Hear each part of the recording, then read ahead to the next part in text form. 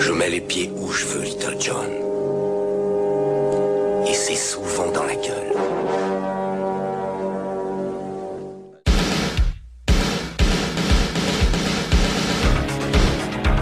Je connais le kung-fu. Prouve-le-moi. 4e canne. Le petit dragon accroche sa proie. Et avec sa queue, il frappe. Bien joué. Mais une brique ne rend jamais les coups. Bonjour à toutes et à tous et bienvenue dans ce 9e épisode de High Kick dans ton podcast, le podcast qui met les pieds où il veut et c'est souvent dans les oreilles. Et comme à l'accoutumée, mon poteau Seb m'accompagnera tout au long de cet épisode. Alors comment vas-tu mon cher Seb, es-tu prêt pour attaquer ce 9e épisode? Déjà 9, c'est assez impressionnant. Ouais, c'est assez ouf. Bah déjà, salut Jazz, salut les auditeurs. Ouais, ça va super bien, je suis content parce qu'on est dans une période un peu particulière. Il y a bientôt, au moment où vous écoutez cet épisode, normalement le week-end prochain, si on se trompe pas trop dans les dates, il y a la nuit Nanarland. Ouais, exact. Je suis encore dans le doute de savoir si je pourrais participer ou pas à cette convention. C'est plus une histoire d'agenda parce que j'ai un gentil donateur qui pourrait me trouver une place si jamais je dois venir en dernière minute. Donc on va voir si mon planning peut arriver à se caler, mais toi je sais que tu y vas. Ouais, j'y serai, ouais. Hasard du calendrier, en fait, notre 9e épisode tombe sur un film pas très sympathique, on va se le dire, parce qu'on sort de Blood and Bones juste avant. Je dis un S, mais il n'y a pas de S, Blood and Bone. Et on a enchaîné avec... The One. Et on a enchaîné surtout avec The One. Je fais un petit récap qui aurait pu se trouver là, mais finalement, on a réussi à lui trouver des petites circonstances atténuantes. Et puis, on le rappelle, on s'est surtout mis un peu dans le caca, pour rester poli, donc il fallait qu'on sorte un peu de ce truc un peu compliqué. Je suis bien d'accord. Bon, bah avant de commencer cet épisode oedipien, on va répéter le concept. Donc on a choisi un film d'arts martiaux dans lequel on va revenir sur une scène qui est pour nous emblématique et qui a elle seule mérite qu'on s'intéresse au film. Oui. Bien évidemment, au préalable, on vous parlera du film, de l'art martial pratiqué par le comédien ou la comédienne, du casting, des anecdotes, et on vous donnera bien évidemment notre avis. Ce qui est important mon cher... à préciser, excuse-moi, vas-y. Mon petit Jazz, c'est que c'est important que tu rappelles le concept parce que c'est quelque chose d'assez... on se casse un peu la tête, mine de rien, auditeur, à essayer justement de vous trouver des films qui rentrent dans le concept. Alors, il y en a plein, mais des fois, il y a des films qui ne rentrent pas dans ce concept-là. C'est ça. Et normalement, donc, la semaine dernière, vous avez dû entendre, donc, entre l'épisode de The One et celui-ci, on vous a proposé un petit hors-série des films qui n'ont pas passé le casting. Donc on espère en tout cas que ce petit hors-série vous aura plu parce que ça sera peut-être un prétexte pour nous de vous parler un peu de films d'action où il y a des grosses mandales mais pas suffisamment bons pour rentrer dans notre concept d'émission. Voilà, c'est important de le rappeler avant qu'on se lance dans ce magnifique film qui est... je te laisse l'annoncer. Ah bah...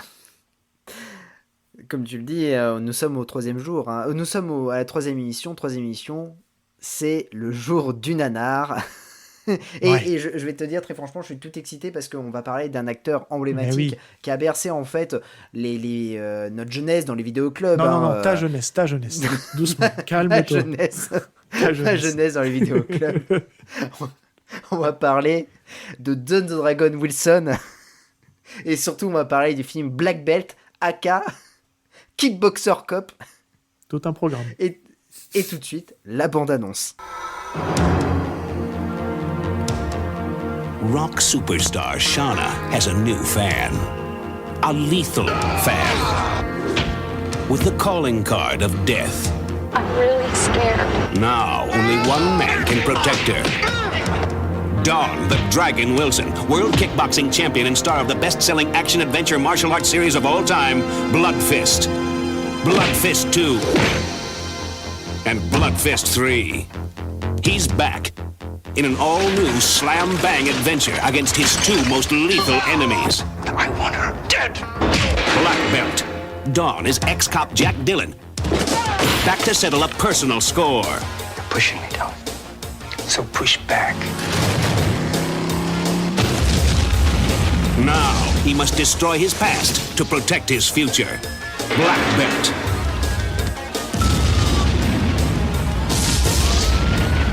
The most explosive action-adventure of the year. Black Belt. Matthias Hughes of I Come in Peace. Richard Beamer of Twin Peaks. And Don the Dragon Wilson. Black Belt. I don't charge to take out the garbage. Alors Black Belt, aka Kickboxer Cup. Alors pourquoi je dis aka Kickboxer Cup? Parce que quand il est sorti en VHS, en France on s'est dit allez on va se lâcher. Il est sorti en 1992. Il y a eu Kickboxer juste avant. il y a un gars qui fait du kickboxing. Allez on va l'appeler Kickboxer Cup. Et donc en fait il est sorti directement en vidéo. C'est réalisé par Charles Philippe Moore et Rick Jacobson. On reviendra tout à l'heure sur ces deux réalisateurs parce que je vais vous dire très franchement, il va avoir des liens entre les épisodes et ça va être plutôt cool. En tout cas, des liens avec Don Dragon Wilson. Alors, Don Dragon Wilson, en fait, c'est un ancien champion de kickboxing reconverti dans la comédie et c'est le poulain de la firme de Roger Corman. Alors, avant de parler de Roger Corman et de Don Dragon Wilson, mon cher Seb, comme d'habitude, peux-tu nous parler de ce film qui est très complexe quand même. Ouais, c'est assez complexe. J'aime beaucoup ces nanars qui prennent maintenant un petit peu plaisir, et qui est un peu sadique, je pense, envers nous. Je le prends très personnellement. C'est moi qui dois essayer de faire à chaque fois. J'essaie un petit peu de faire un petit pitch à ma sauce, sans trop avoir de trucs sous les yeux, de vous lire le pitch officiel. Mais c'est vrai qu'ils ont le malin plaisir d'arriver à complexifier leur histoire alors qu'ils auraient pu faire simple. Mais grosso modo, on suit donc le personnage de Jack Dillon, qui est un ex-flic qui a décidé d'arrêter son métier et il s'est plutôt mis dans la sécurité à la personne. Et à un moment donné, il va, par un de ses anciens collègues, être mis sur un job qui est de protéger une chanteuse pop qui s'appelle Shanna et qui a on va dire un fan un peu malaisant, un fan un peu collant en la personne de Matthias Huss qui joue le rôle de John Sweet dans ce film. Mais tout ça, parce que c'est suffisamment pas assez complexe pour ça, tout ça est sous un fond de mafia italienne, très important, la nationalité, qui va venir un peu semer le trouble dans cette histoire et dans cette protection rapprochée, aussi important le mot rapproché, de Jack Dillon auprès de Shanna. C'est tout un programme, hein. Ouais. C'est vraiment... Ouais. Ils sont allés dans la complexité alors que voilà, ils auraient pu faire quelque chose de plus simple. Mais non, ils ont foutu deux intrigues, dont une très très malaisante. Mais on reviendra bien évidemment sur celle-ci. Alors, Black Belt, c'est produit par Roger Corman. Alors, qui est Roger Corman? C'est un grand producteur américain. On lui doit, en tant que réalisateur, 50 films et au titre de producteur 400 films. Ouais, c'est un dénicheur de talent. Hein. Il a déniché le plus connu. quand même Martin Scorsese. Ouais, il y a aussi James Cameron, hein, qui a été à l'école Roger Corman. Il y a eu Francis Ford Coppola. Et en tant qu'acteur, il a déniché Jack Nicholson et Don Dragon Wilson. Putain, c'est quand même les deux opposés du spectre, hein, quand même. On a un mec oscarisé. Mais ça se finit par Son. Ça finit par Son. Non, mais on a quand même un mec oscarisé de l'autre côté et un mec qui ferait mieux qui aurait dû arrêter sa carrière depuis très longtemps et qui a quand même poussé et qui a continué. Il croyait en son talent, un peu fort peut-être. Mais je dois t'avouer que cet acteur-là, en fait, moi, avant qu'on en parle et qu'on fasse ce podcast, je le connaissais pas plus que ça, en fait. Je le confondais surtout avec Jason Scott Lee. Je sais pas pourquoi. Ouais, c'est vrai. Ouais. Je me demandais pas pourquoi je le confondais. Mais on va dire que grâce à toi ou à cause de toi, hein, vous le prenez comme vous voulez, j'ai commencé un peu à explorer sa filmographie. Donc j'ai commencé par les Blood Fist 1 et 2, qui n'étaient pas si nuls, on va se le dire. Voilà, je m'attendais vraiment à pire. Et avec Black Belt, on va dire qu'on passe un tout autre niveau, mais on vous donnera notre avis juste après. Oui, on passe un cap. On passe un cap avec Black Belt. Alors, pour Don Dragon Wilson, son histoire est vraiment très simple. Hein. Donc nous sommes en 89, hein. Van Damme commence à cartonner via Bloodsport et Kickboxer, hein, qui sont des gros hits au box-office. Et c'est à ce moment-là que chaque firme de production essaie de trouver le poulain idéal qui leur fera gagner des pépettes. Alors, nous avons chez Paramount Jeff Speckman, on a chez Warner, c'est Steven Seagal, chez Film One, on a Jalal Merry, et on a... T'en as raccroché les wagons au passage. Ouais, oui, forcément. Et chez New Concorde, qui est la boîte, en fait, de Roger Corman, on a Don Dragon Wilson. Alors, Roger Corman, c'est un petit malin parce qu'il a deux boîtes de prod. Il a New New Pictures, qui est en fait une boîte de prod qui va produire de la série B, mais qui se retrouve forcément, ou dans les 3/4 du temps, au cinéma. Alors que les New Concorde, bah, c'est vraiment voilà, les films qui tombent souvent en direct ou vidéo. Bon, c'est pour l'ex-champion, en fait, bah, il va se voir propulsé du jour au lendemain star du film Bloodfist, qui est en fait le Bloodsport à petit budget, mais qui sera un succès au cinéma, parce que c'est un film qui va sortir au cinéma aux États-Unis, pas en France, mais aux États-unis. Mais ça se voit qu'il y a eu un succès sur ce film-là, parce que autant la qualité de l'image est assez cracra sur le premier, autant sur le deuxième, qui est sa suite directe, et ça, peut-être un jour on en parlera, mais ça va devenir compliqué après les connexions entre les Bloodfist, on peut juste dire ça. Mais le 2 est une suite directe du 1, pour le coup, et ça vous paraît bizarre que je dise ça comme ça, mais ça a vraiment une importance pour cette saga-là, j'arrive plus à parler. Et déjà la photo est, je trouve, un peu plus jolie. Je trouve que le film est vraiment agréable à regarder, même martialement c'est plutôt intéressant. Même le 1, mais il y a ce côté image qui est un peu cracra et qui est un peu moins regardable aujourd'hui, quoi. Je suis bien d'accord avec toi. Donc les 3 premiers en fait sont sortis au cinéma, de Bloodfist. On reviendra de toute façon sur cette saga, mais les 3 premiers sont sortis au cinéma, et les 2 premiers sont vraiment des suites à partir de 3, mais parce que ça n'a rien à voir, mais parce que c'est la patte de Roger Corman. On en reparlera, mais il y a une petite astuce, voilà, une petite escroquerie dans le lot. Faire une franchise pour faire une franchise, quoi. Voilà, c'est ça. Et en fait, le succès de Bloodfist va permettre à Don Dragon Wilson de signer un contrat avec New Concorde pour plusieurs films, notamment Bloodfist, la saga Bloodfist, mais aussi Future Kick avec Chris Penn et Black Belt.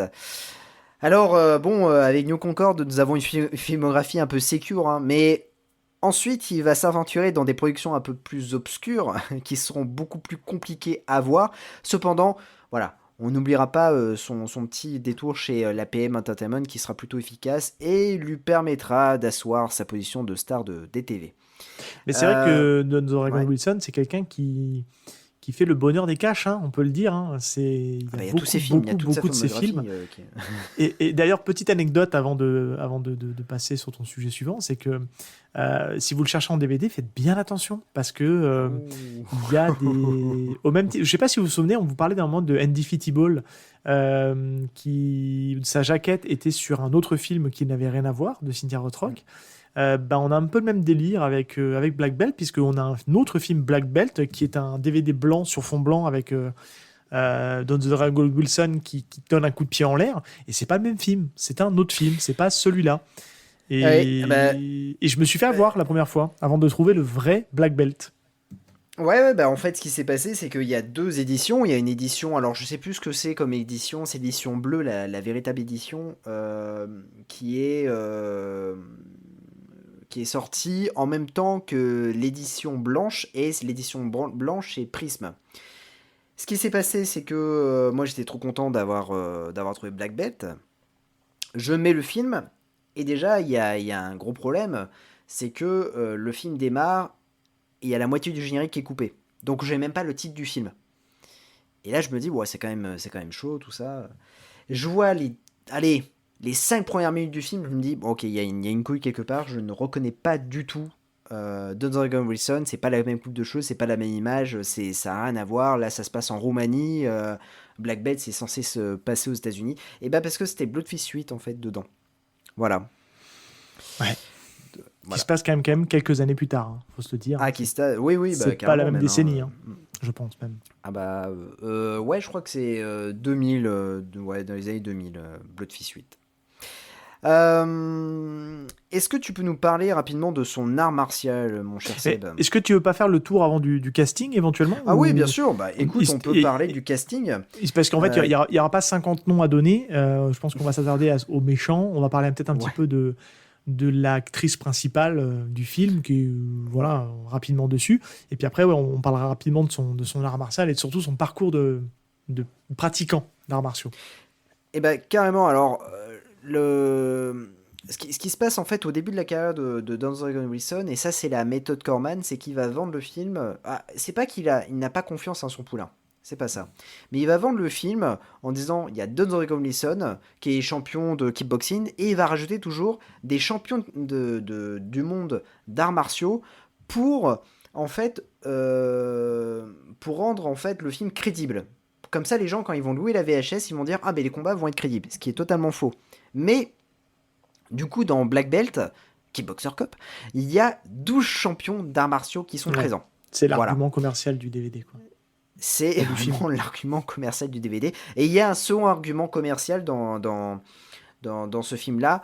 C'est, voilà, c'est un peu le comédien qui a démarré sa carrière en 88 avec No Retreat, No Surrender 2. Acteur si studio. Ce titre ne vous dit rien, si ce titre ne vous dit rien, son titre français vous dire quelque chose, Karate Tiger 2. Voilà. Alors, il a côtoyé les plus grands, hein. Dolph Lundgren, Sacha Mitchell, Billy Blanks. J'allais sortir Jalal Merry, mais bon, je voulais quand même que le comment dire, sa biographie soit quand même plutôt élevée. Bon, il joue très souvent les méchants, hein.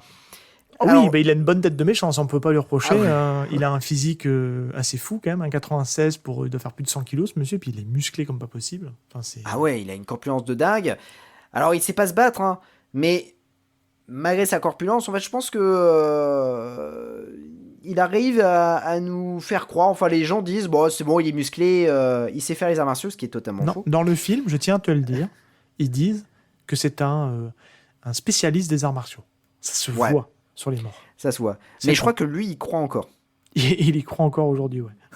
Parce que on est tombé sur une vidéo de lui il y a pas très longtemps où il refait un peu parler de lui parce qu'il joue dans des séries Z, hein, à petit budget, et il essaye tant bien que mal de remonter à la surface, de retrouver un peu les premières heures de sa carrière. Et là, on a assisté sur Twitter à une séance d'entraînement de Monsieur Mathias Huss où il lève la jambe.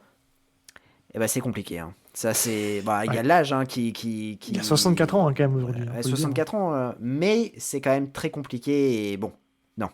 Alors en revanche, c'était un acteur qui était hyper souple, ça c'est sûr. Je pense qu'il y a une petite carrière de gymnaste dans l'eau, mais quand même. Il a quand même le physique d'un culturiste, hein. Il fait beaucoup penser à Schwarzenegger dans ses premières années au niveau des muscles. L'acting en moi, on va dire, quoi. Ah oui, non, mais je suis totalement d'accord avec toi. C'est Schwarzenegger du pauvre.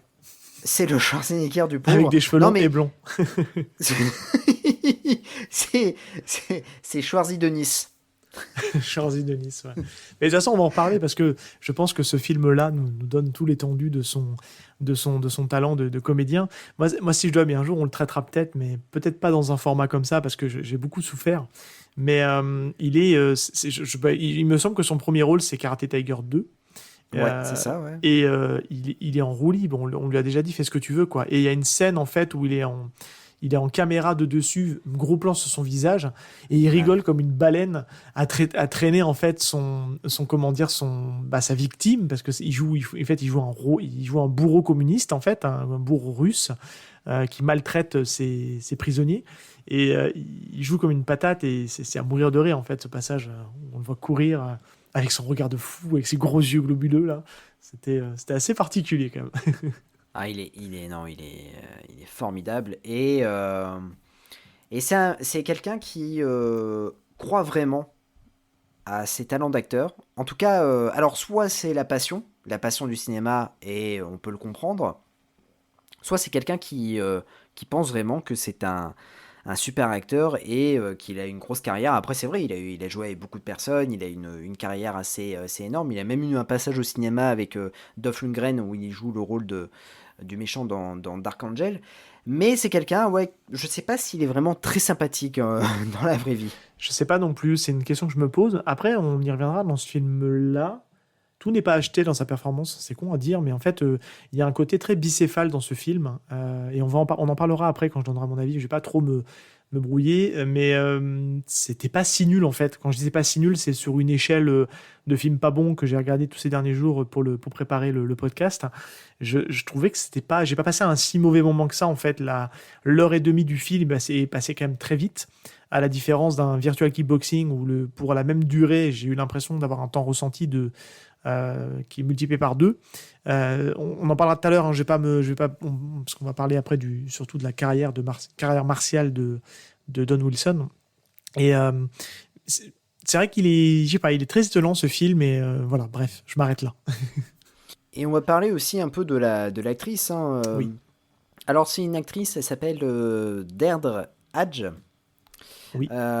Et qui est très connue pour avoir joué dans Star Trek La Nouvelle Génération en 87 et dans Star Trek Deep Space Nine en 93 aussi. Elle est pas mal dans le film. Elle est pas mal. Enfin, en tout cas, elle joue correctement ce qu'elle a à jouer. Et la question que je me suis posée tout le film, c'est est-ce que c'est vraiment elle qui chante ? Alors, je crois pas. Je vais te dire très franchement, je crois pas parce que c'est un tube parce que c'est la chanson qui revient, parce qu'il y a vraiment une chanson principale dans ce film qui revient et qui va faire péter un câble le méchant. Et du coup, elle le réinterprète. En fait, tu sens que c'est elle qui le chante. À un moment donné, elle est a cappella dans le film. Donc je me dis, est-ce que c'est vraiment elle qui chante ? Bref, voilà. Je crois pas. Alors j'ai fait une petite coquille. Je vous dis une petite coquille. C'est Star Trek La Nouvelle Génération. C'est 87. Voilà. Ouais. Que tu vas te faire tuer par les Trekkies. Voilà. Les Trekkies, sinon. Les Trekkers, les Trekkies. Je sais pas comment on dit. Je crois que c'est les Trekkies. Et en tout cas, une chose est sûre. Après, c'est une actrice qui joue beaucoup dans les séries télé. On l'a vu dans Les Dessous de Palm Beach. On l'a vu aussi dans Skyscraper avec Anna Nicole Smith, qui est un Paramount Entertainment. Et puis, dans un petit téléfilm érotique en 94, bien sûr, Private Lessons, Another Story. Bah oui. Forcément. Je sais pas pourquoi tu dis ça. Mais... moi non plus. Voilà. On va parler rapidement des, si ça te dérange pas, des réalisateurs. Et là, en fait, c'est là qu'on on est vraiment fort dans les liens et autres. En fait, on a un réalisateur, c'est Charles Philip Moore, qui est un habitué en fait de chez Roger Corman, surtout de chez Nous Concorde. Notamment, il a réalisé un film qui s'appelle Angel of Destruction avec Maria Ford. Alors, qui est Maria Ford ? Maria Ford, c'est une actrice qui est experte en arts martiaux, mais à aucun moment ils l'ont exploitée au cinéma. Alors que, et c'est dommage, notamment, elle a joué avec Don Regan Wilson dans la saga Le Cercle de Feu. Oh purée, oui, en effet, quand je vois la jaquette du film que tu parles, cette actrice, The DVD, je l'ai déjà vue quelque part. Mais oui, ok. Ouais, c'est... donc du coup, Charles Philip Moore, il a pas du tout suivi la carrière de Dodds Regan Wilson, mais c'est bizarre, mais en fait, tous ceux qui ont joué avec Dodds Regan Wilson sont passés par Charles Philip Moore, c'est ça qui est plutôt drôle. En revanche, on a un acteur, l'autre réalisateur, donc c'est le réalisateur de la seconde équipe, c'est Rick Jacobson. Alors, Rick Jacobson, c'est un réalisateur que vous risquez peut-être d'entendre parler sur ce podcast-là, parce que c'est un réalisateur qui réalise souvent des films d'action et surtout des films d'arts martiaux. Il a fait une petite carrière chez Paramount Entertainment. Il a réalisé Le Cercle de Feu 3, voilà, avec Don Regan Wilson. Il a réalisé Bloodfist 6 et 8 avec Don Regan Wilson. Et puis il a réalisé Haute Tension avec un certain Michael Dudikoff. Voilà. Ouf. Ah oui. Sacré pédigré. Ça fait rêver.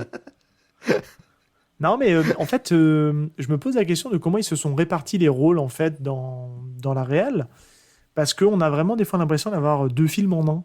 C'est vrai, hein, dans le côté... Moi, je pense que... On va en parler quand on va donner notre avis, vous allez comprendre, tout va s'éclairer, parce qu'on va vous expliquer pourquoi on en vient à vous dire ça. Mais c'est vraiment la sensation que j'ai eue d'avoir vraiment deux films en un pendant tout le long. Et c'est peut-être du fait qu'il y ait deux réalisateurs et qu'ils ont peut-être apporté chacun leur vision au film, ce qui rend le film très bizarre, en fait, par moments. Enfin bref, on y reviendra. Je suis d'accord avec toi. Ouais. Maintenant que ça peut expliquer certaines choses dans ce qu'on va avoir comme raisonnement tout à l'heure quand on va donner notre avis sur le film. Alors moi j'ai fini avec le casting. Si tu veux passer sur on peut parler sur l'art martial.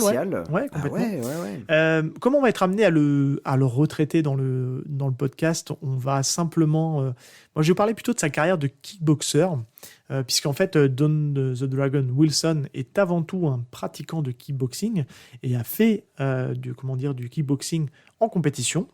Il a un palmarès, il a un pédigré. Alors, on y reviendra peut-être à un autre moment quand on fera un autre film de sa carrière, mais c'est quelqu'un qui est passé par le karaté, par le kung-fu, etc. Donc tout ça, voilà, il y a rien de... On prendra le temps d'en discuter parce que il a fait un style de karaté qu'on n'a pas encore abordé dans le podcast, qui est le Goju Ryu, qui est un autre style de karaté qui est quand même assez présent et qu'on retrouve pas mal et qui a encore une philosophie un peu différente, mais volontairement, je n'ai pas en parlé parce que je voudrais raccorder un peu les wagons. En fait, ça, il a combattu alors, la catégorie, c'est du light heavy weights. Donc, je pense qu'en traduction, c'est du poids léger, poids plume, peut-être. Je ne sais pas comment on peut le dire. Il a combattu donc sur des rings, en kickboxing. Alors, le palmarès qu'on a, c'est qu'il a fait un peu plus de 80 combats avec un solde très positif de plus de 70 victoires. Et pourquoi je vais en parler ? Parce que ça va raccrocher les wagons avec notre tout premier épisode qui était, donc, je vous le rappelle, sur Kickboxer avec Jean-Claude Van Damme. Et Jean-Claude Van Damme, il a un frangin dedans. Et ce frangin, c'est Denis Alexio. Et qui l'eût cru ? Don the Dragon Wilson et Denis Alexio se sont affrontés. Il y a un combat entre ces deux personnages. J'ai pas l'impression qu'ils aient joué ensemble derrière, parce que Denis Alexio a pas eu une carrière de fou. Il y a peut-être un film caché, je sais pas. Mais en tout cas, ils se sont affrontés sur le ring. Alors, je vous invite, la vidéo est complète, vous pouvez la retrouver sur YouTube assez facilement en tapant le nom du combat. Et qui a gagné, je vous le donne en 1000, c'est Don the Dragon Wilson. Ah là, j'ai spoilé un combat qui a plus de 30 ans. Je suis désolé pour ceux qui n'avaient pas l'info, mais en fait, le combat n'est pas super intéressant. En vrai, c'est pas super beau. Moi, si je dois dire un truc, j'aime pas du tout le style de combat de Don the Dragon Wilson. Je me dis, il y a un problème en fait on vient souvent dans le podcast en expliquant qu'il y a la manière de filmer l'acteur. Il n'est pas si mal filmé que ça, c'est juste qu'il n'a pas un super style, il n'est pas gracieux. Les jambes, quand il les envoie, c'est pas super beau. Et je l'ai vu en plein combat où c'est des plans larges, on le voit donner des coups de pied, on le voit donner des coups de poing. C'est pas ouf. Il n'a pas un style super joli, super académique, on va dire. Et c'est vrai que ça rend pas super. Et du coup, forcément, au cinéma, ça va pas rendre non plus très bien, puisque de base, il n'a pas un super style. Donc forcément, derrière, les combats, ça va pas être super beau. Et dans ce film-là, en allant jusqu'au générique, on apprend que c'est lui qui a été en partie aussi sur la chorégraphie des combats. Et voilà. C'est tout. Non, mais c'est un des points faibles du film. C'est la problématique de Don Dragon Wilson. Beaucoup de... comment dire... il y a la chaîne du nanar qu'on embrasse qui sont fans de Don Dragon Wilson et c'est problématique à chaque fois qu'ils traitent un Don Dragon Wilson. Ils le disent. C'est un acteur qui aurait dû rester kickboxer. Voilà. C'est sportif, ça. Le problème, je pense, c'est que du fait de son palmarès, qui est quand même exceptionnel. Franchement, ici, c'est vraiment ce nombre de victoires, ce nombre de combats qu'il a fait. Donc, c'est quelqu'un d'assez aguerri sur le ring. Je pense que ça lui a monté un peu à la tête. Je pense qu'il s'est dit que comme c'est un grand champion de kickboxing, il a dû avoir la tête qui a gonflé un peu. Il s'est dit, pourquoi pas moi au niveau du cinéma d'action et du cinéma de combat, puisque je suis un grand champion, je vais aller au cinéma. Et je pense qu'il y a peut-être des personnes qui l'ont peut-être aussi valorisé dans son truc, et ce qui fait que il s'est encore plus monté le bourrichon. Moi, je trouve que c'est un mec, quand tu l'écoutes en interview, qui est assez... il se la raconte un peu, quoi. Il est très sûr de lui. Et c'est vrai que dans ses films, ça se ressent aussi, en fait. Il dégage pas le mec humble, tu vois. Il transpire pas l'humilité, quoi. Donc c'est vrai que du coup, ça dégage un côté pas forcément super sympathique du gars. Et ça le rend de surcroît un peu ridicule, parce que, en fait, du fait que ses combats rendent pas bien à l'écran, et que lui, il est sûr de bien se battre et d'être un bon combattant. Alors oui, il l'est parce que son palmarès le prouve, encore une fois. Mais je trouve qu'à l'écran, ça rend pas bien. Et dans une émission qui arrivera peut-être bientôt un jour, où on parle justement avec un de nos invités, justement, et vous ferez le rapport quand l'émission sortira, justement du style martial et du coup de bien rendre à l'écran quelque chose, là, lui, pour le coup, je trouve qu'il se bat pas super bien. En tout cas, ça rend pas bien à l'écran.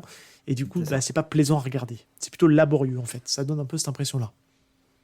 Je suis totalement d'accord avec toi. Totalement. C'est dans tous ces films, c'est pareil. Et c'est ça qui est... Et plus il vieillit, plus c'est compliqué. Ça devient laborieux. C'est vraiment... Surtout que quand il est face à un Richard Norton, quand il est face à d'autres... je sais pas s'il s'est battu contre Gary Daniel. C'est une bonne question. Là, je sais plus, mais en tout cas, dans d'autres films, il s'est battu contre des adversaires. Je crois que c'est Vince Mercuccio ou autre. Et c'est compliqué parce que tu vois que les autres sont beaucoup plus rapides que lui, sont beaucoup plus athlétiques que lui, et pour autant c'est lui qui gagne à la fin. c'est très très compliqué. Très très compliqué. Mais bon, on reviendra de toute façon un peu sur ces films, parce que c'est le premier film, certes, de Don Dragon Wilson, mais ce n'est pas le dernier. Non, malheureusement. Et en fait, là Seb, en gros, on va réaliser le rêve de certains auditeurs qui nous envoient des messages, que ce soit sur Instagram ou Twitter, qui voulaient qu'on traite un Don Dragon Wilson. Bah voilà. Ah bah ça y est, voilà. C'est notre c'est premier. parti. Voilà. Et c'est pas des C'est moindres. notre premier. C'est ça. c'est pas le dernier en tout cas. Il y a juste, ah oui, on voulait vous lancer un appel parce que en off on en discutait. Oui. Sur la VF. Et je vais alors un appel général, mais plus particulièrement à Fred Boissou, qui est un spécialiste de la VF. Est-ce que tu peux nous dire, s'il te plaît, ou est-ce que vous pouvez nous dire, les auditeurs, Si vous avez l'info. qui fait voilà, si vous avez l'info, qui fait la VF de Don Dragon Wilson dans Black Belt, s'il vous plaît, parce que moi j'ai un gros doute, c'est-à-dire que la voix, on l'entend partout, c'est une voix un peu grave. Et puis je sais très bien qu'on l'a déjà entendu, mais c'est un des points forts du film, hein, on va se le dire. Hein, c'est un des points forts du film. Oui. Il y a quelques accents un peu racistes, d'italien un peu forcés.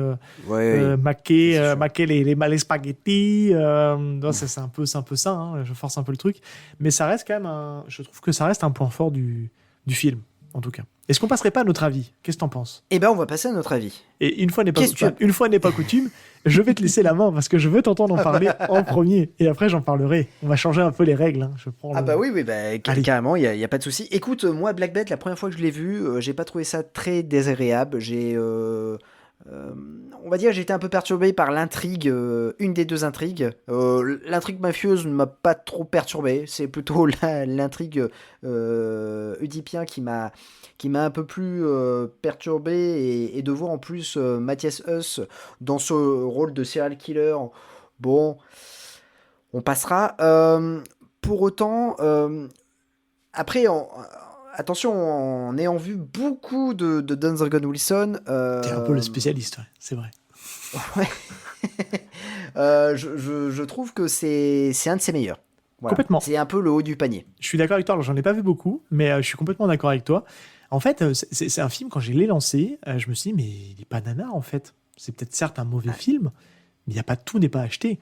Et en fait, il y a un moment dans le film, en fait, où on va donner plus de liberté à Matthias Huss dans son acting. On va aussi laisser plus... C'est pour ça que le film est assez bicéphale, parce qu'en fait, on se dit, il y a eu un changement en cours de route. On va laisser aussi un peu plus de liberté à Don The Dragon Wilson, et il y a des trucs, pour le coup, qui sont très nanars. Est-ce que pour autant, c'est un film 100% nanar ? Est-ce que c'est un film ultra nanar ? Je ne pense pas. Mais n'empêche qu'il fallait quand même qu'on le mette là, parce qu'il y a quand même des trucs vraiment très drôles. Déjà, moi, si je peux commencer, le gros point fort du film, c'est son casting vocal. Moi, je l'ai regardé en VF et je m'attendais vraiment à un truc bâclé et j'étais extrêmement bien surpris. Alors oui, il y a des punchlines qui sont à mourir de rire, mais je pense qu'en fait, les comédiens de doublage, se sont amusés à un moment donné dans le film. Ils ont fait un travail très correct parce que ça rend le film bon et ça, entre guillemets, ça donne aussi sur les personnages de Don The Dragon Wilson et Matthias Huss, on a l'impression qu'ils jouent bien parce que le casting vocal fait le taf. Mais j'ai noté quand même 2 phrases, moi, qui m'ont fait mourir de rire. Il y en a une qui est au tout début, où du coup, le personnage de Don The Dragon Wilson, qui est donc Jack Dillon, qui arrive, qui est sur une de ses premières affaires, qui protège une fille mineure qui a disparu et qui a été enrôlée de force dans un réseau de prostitution. Il chope le Mac et il lui dit « Ça, c'est pour la gosse. La vasectomie, c'est gratuit. » Et c'est à mourir de rire, quoi. Alors peut-être que toi, tu t'arriveras à retrouver la voix et tu nous la mettras, parce que comme ça peut nous permettre aux auditeurs de profiter de ce truc à mourir de rire. Maintenant, ça suffit. Hé, t'énerve pas, mon pote. Luan, ta mère m'envoie. Je te ramène à son appartement. C'est moi qui vais te faire retrouver ta maman.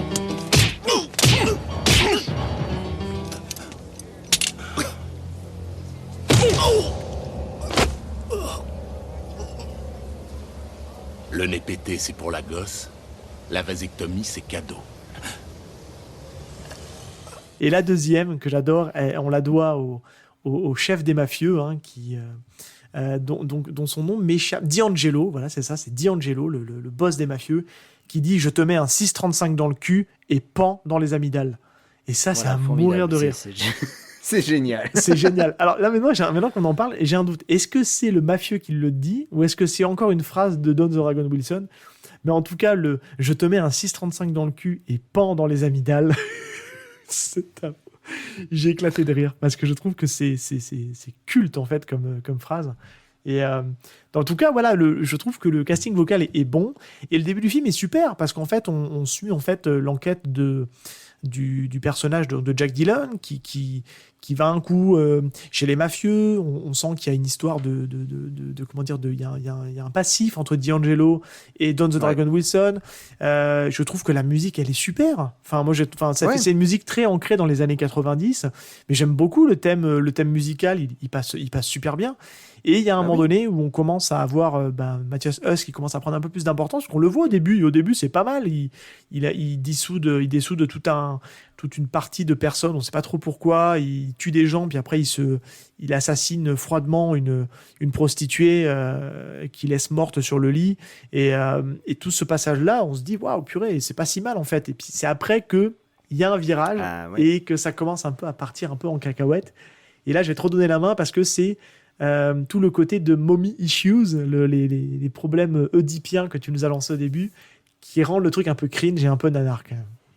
Oui, parce qu'en plus, le personnage de Matthias Huss, en gros, il est amoureux de sa maman, on va pas se le cacher, qui est décédée. D'après mes souvenirs, c'est lui qui tue sa mère. Il est jaloux en fait. Hein. Ouais, il est jaloux parce qu'en fait, sa mère était très protectrice, elle lui donnait beaucoup d'amour. Et en fait, quand même, elle couchait avec d'autres hommes et du coup, ça le rendait malade. Et à un moment donné, il va tuer sa mère. Alors, est-ce que tu as compris? Moi, j'ai une question à te poser parce qu'à un moment donné, il y a un flashback dans le film. Où elle l'embrasse. La mère l'embrasser. Est-ce que il y a un côté un peu incestueux de la mère ou est-ce que c'est lui qui a sublimé un peu ça? Je me demande, dans son esprit malade, est-ce qu'il s'est pas fait un film que la mère l'embrassait? Mais je serais pas surpris qu'elle l'embrasse sur la bouche quand même, tu vois. C'est drôle ce que tu me dis parce que en fait, dans une interview, alors là c'est le mec a bossé, attention le dossier. Dans une interview, il y a un des scénaristes du film qui a été interrogé sur Black Belt et il a dit que au-delà que ça soit un film oedipien, voilà, c'est un film avant tout très profond qui parle de la dualité de l'homme. Voilà. Ah, donc. Non mais on en est là quoi. C'est que c'est un film qui est fait au premier degré. Mais c'est ça qui rend le truc nanar parce qu'en fait, nous tout ce qu'on trouve drôle en fait, c'est premier degré. Et alors non, c'est pas 100% nanar parce qu'il y a quand même des trucs assez sérieux puis un peu ratés, tu vois, mais qui rendent quand même le film assez sympathique à regarder parce qu'il est pas désagréable. Mais il y a des sacrés trucs nanars. Moi, je vais me souvenir, il y a un moment donné, donc quand on commence à rentrer dans le truc, alors c'est assez compliqué parce qu'on a l'intrigue des mafieux plus l'intrigue de Matthias Huss qui s'entremêlent, qui s'entrecroisent. Elles pourraient être faites séparément, sans aucun rapport, et au final, ça ne changerait pas grand-chose à l'histoire. Mais en tout cas, elle est aussi bien en danger, le personnage de Shanna est aussi bien en danger avec les mafieux qu'avec Matthias Huss, qui sont tous les deux un peu après elle, mais pour deux raisons différentes. Et il y a un moment donné dans le film, et c'est là où je me dis, mais non, c'est ridicule, comment tu peux te faire avoir avec ça? La scène de l'entrepôt.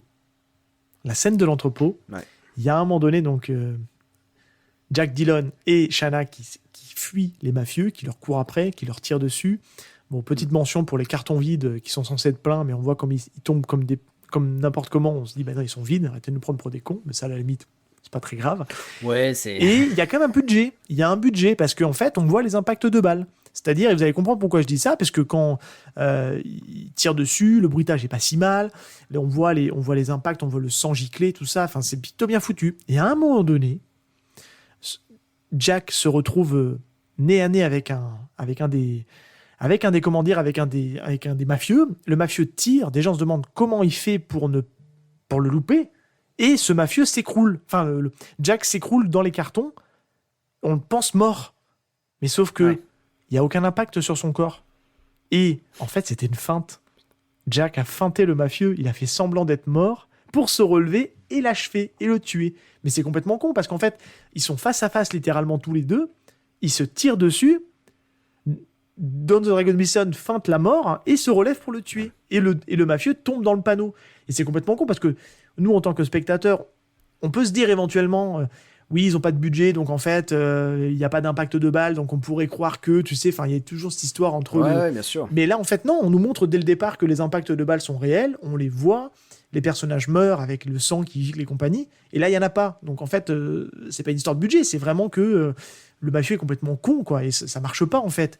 Et il feint très mal le mort, et il se relève et il la tue. Et ça, c'est fait premier degré, quoi. C'est fait premier chaud. degré. Et tu te dis, mais c'est complètement ridicule, quoi. Ah non, mais oui, c'est totalement ridicule. C'est et quand tu m'interroges sur le fait est-ce qu'il rêve ou est-ce qu'il le méchant est-ce qu'il rêve ou est-ce qu'il où il a vraiment vécu cette scène-là, bah en fait, je sais pas si on peut vraiment répondre à cette question parce qu'il est tellement barge que sa mère l'embrasse, on trouverait ça presque normal parce que Ça du se coup faisait ils un ont peu, une hein, ça se fait encore. Moi, je vois voilà. encore beaucoup des mères embrasser leurs enfants sur la bouche, quoi. Tu vois, c'est moi, ça ça. me dérange un peu, mais bon, après, chacun fait comme Ouais, il veut, moi mais aussi. Mais bon, voilà. Ouais. bref. Et du coup, en même temps, on verrait très bien le méchant, bah du coup, imaginer cette scène-là et être fou de rage de voir que sa maman fréquente d'autres hommes. Donc ouais, on est un peu particulier. Et puis en plus, le type a carrément un temple. Ouais. Où il met des petites bougies, tout ça. Il y a la photo de sa maman et Il y a le vinyle qui tourne de. Et il y a le vinyle qui tourne. Ouais, qui passe comme ça en on la boucle, diffusera, c'est on la horrible. diffusera. On la diffusera parce que déjà elle est chouette la musique, mais cette musique a un lien et pourquoi il s'en prend à Shanna vous allez comprendre parce que dans son esprit tordu voilà. Mais c'est vrai que Mathias Huss apporte une grosse caution nanar au film parce que il y a déjà tous ces flashbacks qui sont assez ridicules. Il y a tous ces moments d'introspection où on le voit pleurer, il pleure pas très bien. Il y a un moment donné aussi où il s'entraîne sur un sac de boxe et il frappe. Et sa manière de frapper, elle en est ridicule. On sent qu'il veut projeter toute sa frustration sur ce sac à taper comme une brute. Et sauf que ça marche pas. Et ce qui est assez drôle aussi, c'est que c'est un super-héros en fait. Il tue ses victimes d'un coup de poing, quoi. Il leur met des coups de poing, ça fait cracher le sang. Donc c'est dans la surenchère et c'est à mourir de rire. Et je sais pas si tu as noté ce détail, tu te souviens de ce détail-là. Il finit toutes ses victimes en sortant une carte à jouer de sa poche. Et il leur jette la carte à jouer sur le corps. Le mec, c'est le Joker. Mais Ouais, c'est à mourir de rire. Il est là, on le voit, puis il était très dans la symbolique. Il prend sa carte et clac, il la jette, et puis sa victime elle est morte et on retrouve sur toutes les scènes de crime une carte. Oh, mais qui est ce mystérieux homme à la carte à jouer? Ah non, mais surtout en plus, ça c'est premier degré. Puis je me souviens pas que ça soit expliqué. Pourquoi la carte à jouer? J'ai pas l'impression que ça soit expliqué à un moment donné en fait. Non, pas du tout. Ils se sont dit tiens c'est classe. Je pense que ça, ils se sont dit. Je suis sûr que c'est un ajout de Mathias. Mathias a dit j'aimerais vraiment jeter une carte à jouer sur mes morts. J'ai vu Batman. Ouais, j'ai adoré le personnage de Joker. Il a une carte à chaque fois. Allez, je balance. Et ce qui est important donc aussi à préciser, c'est que Mathias Huss a en fait ce que je trouvais un peu con, mais dans l'histoire en fait, c'est que il est trop fort en fait parce qu'il découvre en fait qui est le meurtrier en 5 minutes. Le meurtrier est découvert en 5 minutes. C'est-à-dire que Jack Dillon, il dit j'ai une idée. Je vais aller voir dans un bar précis. Je pense savoir où est le tueur. Et on ne sait pas pourquoi, on ne sait pas comment. Le mec se pointe dans le bar et leurs regards se croisent. Il se met et il revient après voir son collègue en disant c'est bon, le tueur est machin. Et tout. Puis, mais pourquoi? Et en fait, il a eu une intuition. Il dit en fait j'ai une intuition. Il va dans un endroit puis en fait il a trouvé le tueur.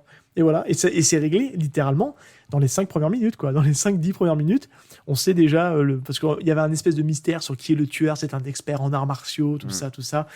Et ce qui est assez drôle, ce qui va introduire la scène qu'on a choisie, c'est que Mathias Huss en fait est un ancien du Vietnam. Donc il a aussi accessoirement un poste. Il a qu'on appelle ça le post-syndrome, tu sais, de l'après-Vietnam, là, c'est le nom. Ouais. Voilà. Enfin, bref, il est un peu choqué de la guerre du Vietnam, mais il a gardé son équipe. Et son équipe de 12 copains. Et c'est l'argument, vous vous souvenez, l'argument commercial du début, on vous dit qu'il y a 12 champions d'arts martiaux qui vont découdre avec Don the Dragon Wilson. Et ben en fait, c'est ces 12 potes du Vietnam. Et voilà, ça va nous amener tranquillement vers la scène culte. Mais avant, est-ce que tu as peut-être quelque chose à rajouter? Parce que moi, j'ai balancé toutes mes cartouches là. Voilà, ça y est. Ah bah écoute, non, moi j'ai pas d'autres cartouches à part que on retrouve les. Alors, on retrouve bien sûr des scènes qui appartiennent vraiment aux années 80 et 90, et on retrouve aussi les scènes de gênance de Don the Dragon Wilson. Notamment, il y a les scènes de combat où il est pas très à l'aise, c'est ultra chorégraphié. Mais c'est très lent. On l'a pas dit, mais au niveau combat, c'est vraiment pas bon. Moi, je suis comme dans ce film-là, je suis assez partagé parce que j'ai pas passé un mauvais moment. Il y a des moments où c'est assez drôle, il y a des moments où ça passe assez vite globalement, donc on passe pas un mauvais moment. Mais les scènes de combat, faut le dire, elles sont très laborieuses. Il se bat pas très bien, c'est très mal chorégraphié. Alors ça se veut très chorégraphié, mais c'est mal chorégraphié. Et avec la scène qu'on a choisie, ça va pas en s'arrangeant parce qu'on va nous refaire une virtual kickboxing. Ça va pas être les choses à faire pour en faire un bon film d'arts martiaux. Et c'est là-dessus, je trouve que c'est assez raté. Mais je vais te laisser quand même parler de cette magnifique scène d'amour entre Shanna et Jack Dillon. Alors parce qu'il fallait remplir un cahier des charges, faut le dire. Ah bah il y a le cahier des charges des films d'action, des films d'arts martiaux, bien évidemment, à chaque fois. Il y a la scène coquine, où en fait le plan nichon. Héros, voilà, il y a le plan nichon, très, très important, le plan nichon. Et puis on a le malaise. Tu sens que Don the Dragon Wilson n'est pas à l'aise avec ce genre de scène. Et on retrouvera ce genre de scène dans Le Cercle de Feu, où le mec n'est pas du tout à l'aise, mais le pire, ça sera, alors je sais pas si on le regardera ce film-là, mais ça sera dans Le Prophète, où le type a une scène avec une actrice, le gars de la caméra, il te fait un plan séquence, parce que, et tu vois Don the Dragon Wilson qui ne bouge pas, et il regarde de temps en temps la caméra. Et je vous jure, c'est vrai. Il regarde la caméra. Non. Et le réalisateur pense que c'est un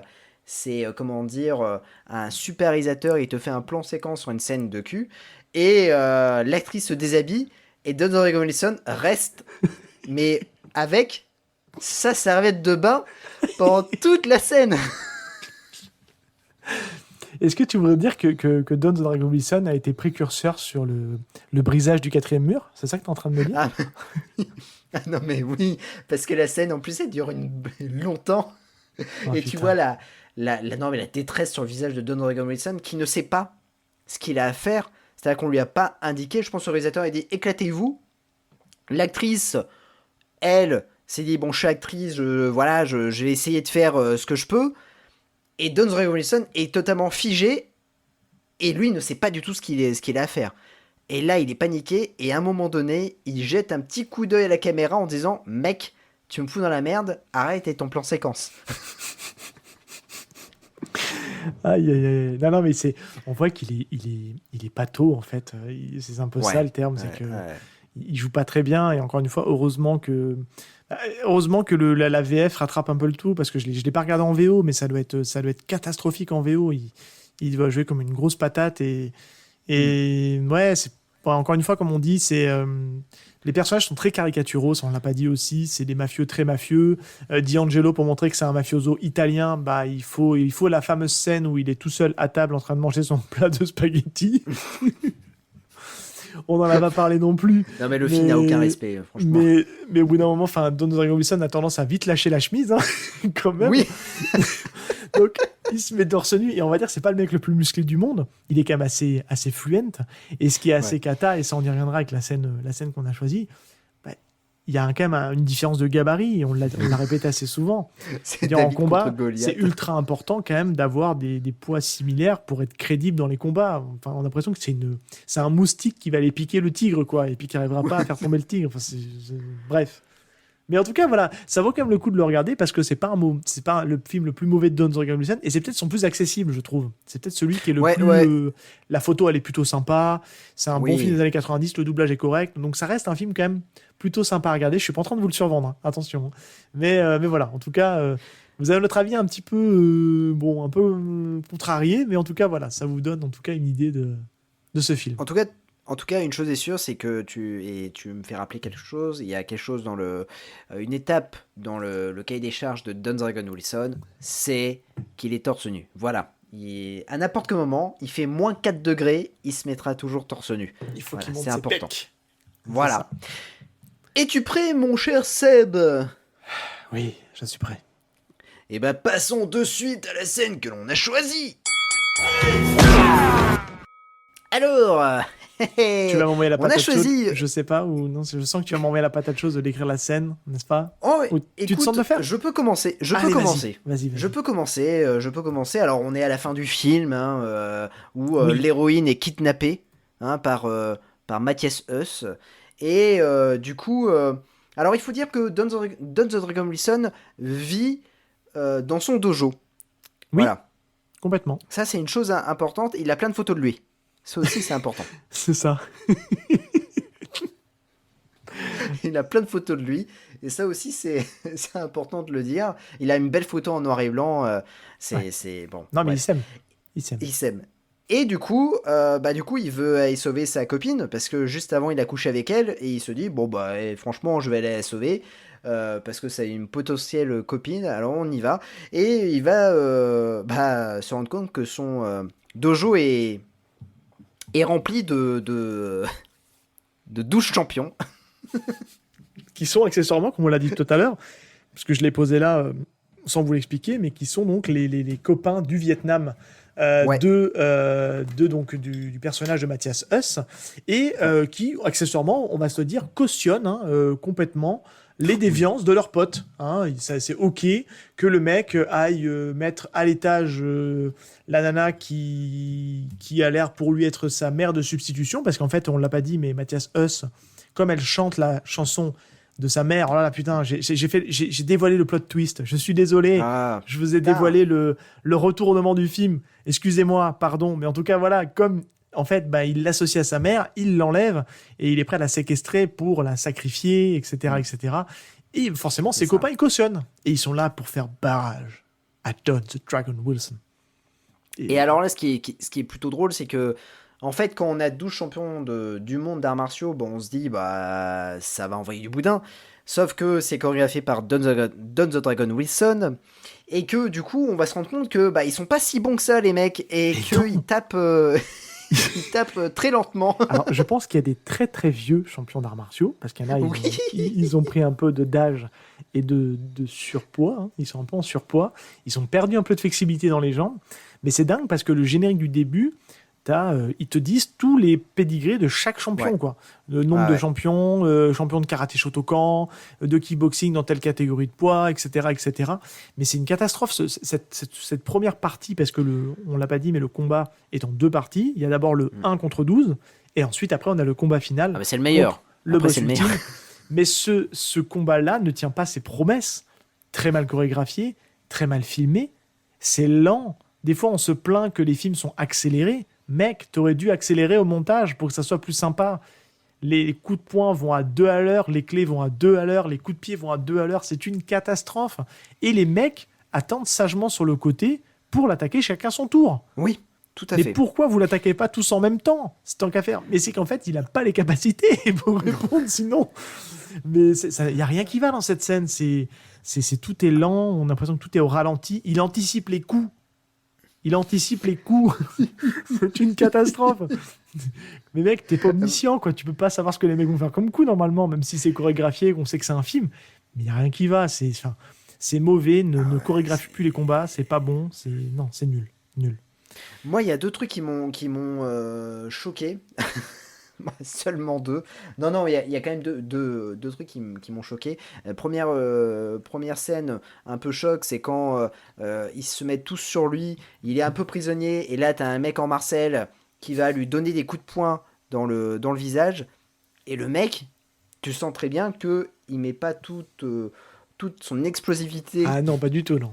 À donner des coups de poing, bien au contraire, il va donner ça en ralenti. Et tu sens très bien qu'en fait, il vise même pas le Don the Dragon Wilson. Donc, bon. Mais au moins, il a fait toutes ses cascades. Mais il a fait toutes ses cascades, au moins. Et Un gars qui, je ne vois pas ce qu'il fout dans les 12 champions. Le mec, il était un peu à la retraite, je pense. C'est un type qui a, je sais pas si, qui a un petit polo avec un jean, avec une moustache. Oui, Il se bat. échapper des comment ils s'appellent, des village people. Ah oui, c'est Voilà. trop ça. Il se bat contre, du coup, notre héros. Le mec essaye de lever la jambe, il arrive même pas. Oh, putain. Alors, on n'est pas malsain, hein, les auditeurs, hein, comprenez-nous. On n'est pas malsain à été regarder chaque champion, qui était chaque champion, à qui correspondait, vous dire que celui qui lève la jambe, c'est un tel ancien champion de karaté des années 60, je sais pas trop quoi. Non, on n'a pas été regardé, on n'est pas maso non plus. Hein. Il y a un moment donné, on a une vie à côté des gens. Donc, si vous voulez vraiment être complétiste et aller voir un peu plus sur Don the Dragon Wilson et le crew des 12 champions, on vous laissera gentiment y aller. Hein. Vous ne vous j'arrive plus à parler. Ne nous en voulez pas. Voilà, c'est mieux. Et ensuite, bah, du coup, une fois qu'il les a tous latés, Le boss. et bah, le boss final. Eh ouais. Le boss final. Et alors là, pareil, on a le cahier des charges de Mathias Huss parce que, Concours en de fait, Peck. concours de Peck, il a un perfecto, le mec va l'enlever. Oui. Le mec se balade. Ah, ça, c'est énorme. Le mec se balade, il a un perfecto, il est torse nu. Sans t-shirt, ouais. Perfecto sans t-shirt. Le remettage il a- de la mèche, il se remet Ah toujours ouais. la mèche parce qu'il a les cheveux longs, donc il faut montrer qu'il a les cheveux longs. Et il petit doit bien grognement. contracter. Hein. Et puis le petit grognement hein, quand il se fait, Oui. il se fait taper. Oui. Et le coup de pied, ah oui, parce que c'est un truc, voilà, en fait, Il a deux coups. Il a jamais de garde. Il a Non, jamais mais de garde. hein. non, parce qu'il a pas besoin, c'est les pecs qui bloquent. Oui, c'est-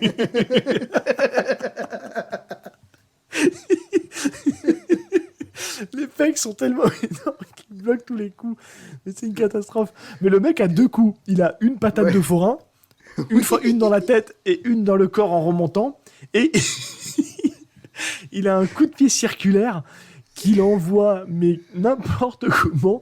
On a l'impression que c'est un coup de pied de footballeur. Et le pied est même pas préparé. On voit que c'est à 15 km de sa cible. Enfin, il n'y a rien qui va.